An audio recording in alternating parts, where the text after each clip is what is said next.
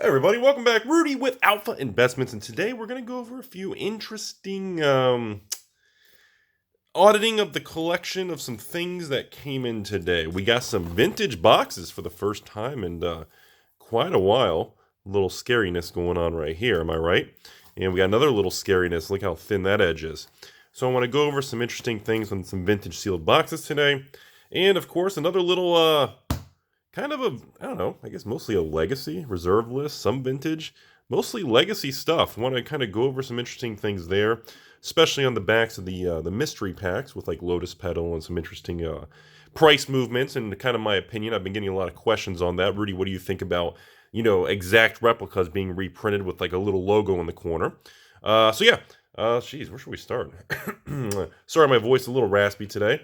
A little under the weather, but let's start with the booster box. Let's do one box, go to the cards, do another box. So first, the dark. Prices of obviously everything have been slipping and been very, very weak lately. So, but I haven't been able to really accumulate too much because most people who have these things, everybody's pretty not wanting to lower price to match the market conditions, which I don't really blame them. I tell everyone the same thing. If you can hold on, keep the product. I'm telling you, hold on. So we did acquire another box of the dark. I love the dark, especially sealed boxes. The single cards are super cheap. So when we looked at this first particular box, people always ask me, does this affect the value?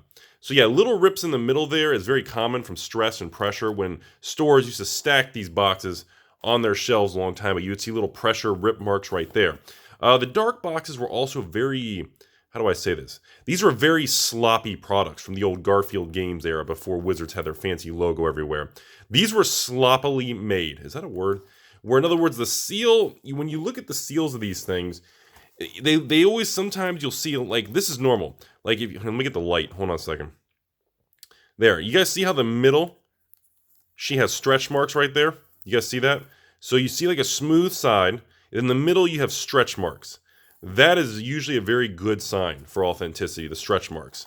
I know, giggity in the comment section. Look at this angle. Do you guys see that right here? When you see that, see how there's stretch marks across the middle?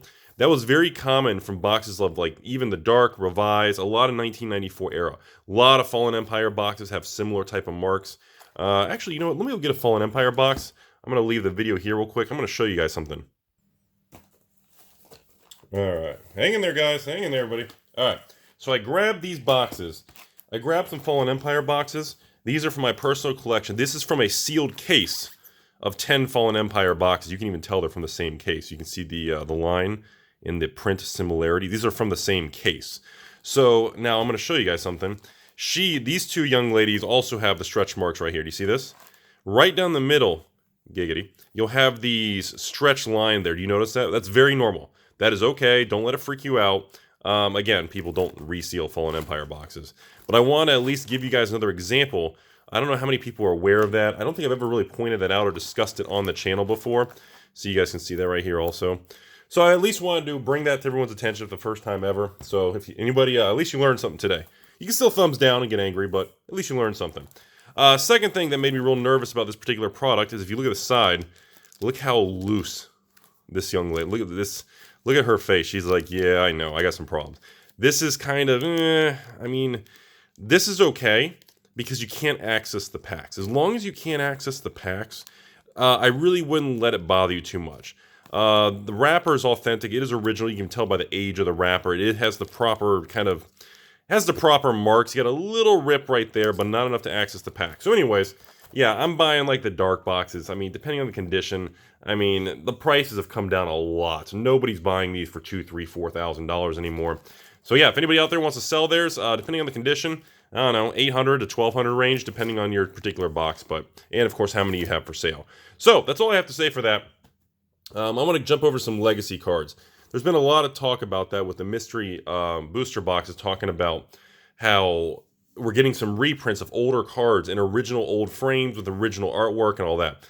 So I thought this was a great time since I just finished going through some of these cards. I started to sort these. I was like, you know what? This would make a good conversation point. Like I said in the past, cards like Wasteland are not reserve list. And again, Tempest, these aren't even rares, uncommons. I do feel they're very, very cheap. Now, cards like City of Traders, you got the old reserve list shield up. I mean, there's nothing to talk about. You can't reprint it. Same thing with, I think it's Scroll Rack. I'm not sure. I think Scroll Rack's another one of those reserve lists, kind of has the shield up. Wasteland, again, don't forget, you do have the gray variance. See how much more gray that one is compared to that. So the variance does not mean it's counterfeit. Just means you have different variants of the card. Just don't forget that, everybody. Mox Diamonds, same thing. You've got yourself the shield of the reserve list, as they say. I guess I'll do Exodus, Tempest, and Stronghold. Blood Moon, signed card. I better hurry. I'll blur out the signature so nobody attacks me on the internet. Blood Moon's Blood Moon. It's never really going to go up or down. It's been reprinted a billion times. Intuition. Is Intuition? I don't even think. I'm not even sure if that's reserve list legacy or not. Reflecting Pool. All right. Heuristic Study. This is going in the eBay pile. Those have got to go. Those are going to be reprinted anytime. Get crushed. Propaganda. Truly, I'm not even sure. Ancient Tomb. I'm not really sure. Sliver Queen. And of course, that is Money in the Bank. Cradle. Sanctum's fantastic. Nothing to talk about. Wasteland. I still love them. Super cheap. Port. Technically, the Port is not reserve list, but you know, I don't think it's that great of an investment, but it's technically not reserve list. Same thing with Ensnaring Bridge. Technically not reserve list. Not a good long-term investment, but still a really cool card. I really like it. So that's stuff. That's kind of the stuff I like to keep. Same thing. Time Warp. Mox Diamond. This one I've actually showed previously on a foil on some other videos. I remember showing this. I do love the old Urza's foils, but they're very difficult to get in minty condition. We talked about that. Reoccurring Nightmare, you guys know I'm a fan. I play mats of it, love the card, nothing too crazy. All right, so let's get to this juicy part here. Lotus Petals.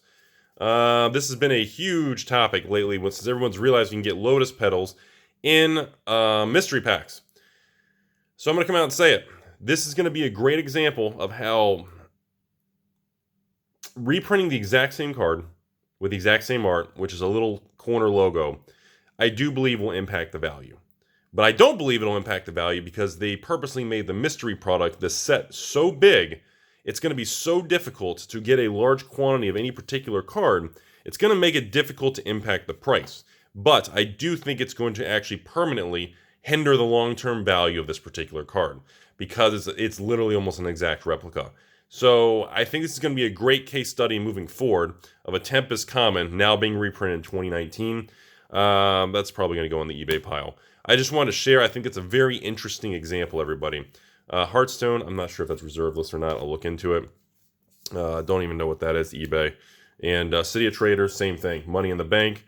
I believe, is that reserve list? I don't have to check that. I'm actually not even sure. Some of these weird ones, these kind of bizarre names, I'm not really sure. I wanted to, are these all, that's Urza's. Sorry, I wasn't even Urza's.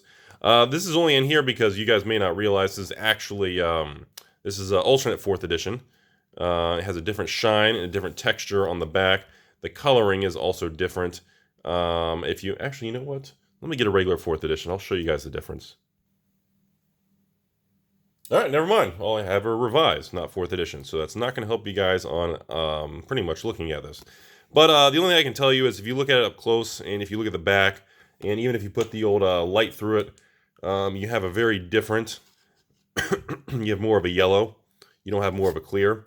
And in addition to that, you also have the different texture, smell, feel, blah, blah, blah. Anyways, other cards I want to kind of go over for a second I think you guys might find interesting. All right. A couple other things I wanted to go over recently. Like I said, a lot of people ask me about original Onslaught fetch lands, especially since fetch lands are like this, taboo thing that'll never be in standard again. Look, I like the sets that have fetch lands, but that's pretty much a straight up eBay sell thing. As far as some of these other cards, I want to go over some 4th edition revised that I was looking at recently. 4th edition cards like Land Tax, these cards, I mean, they're neat and all, but there's nothing special about them. There's not long-term growth there. Balance revised, there's still a lot of people that truly feel revised cards, even non-dual land revised, are truly undervalued and one day are really going to readjust. And then, of course, the counterpoint is the print runs so high it's never going to happen. I don't know what to say. In the current environment, I don't see any real growth in general in pretty much any of this until the vintage market stabilizes, the legacy market, anything really big changes. I just don't see it right now, period. I think there'll be a day where things will turn. but I just don't think we're anywhere near there. Anyway, same thing we talked about earlier. Chronicles Blood Moon, original Blood Moon. I don't have any different feeling. There's no long-term growth in that kind of thing. Oh boy, is that a signed card? That is a signed card. I will blur this out before I publish the video so nobody attacks me from the scholars of the white lab coat areas in the Ivory Tower. That's a Quentin Hoover signature too. That's really dangerous to own. Scroll Whack, and I see the rest of these aren't really too exotic. Reanimate, the card always has value. Isn't that amazing? Medallions, I'm surprised those haven't been reprinted. Lotus Petals, goodbye. Ancient Tombs, love it. Wastelands, more Lotus Petals, more Lotus Petals. Humility, that's always a cool little card. Artwork is just iconic, isn't it, everybody? I think it's about it. Get rid of these Lotus Petals.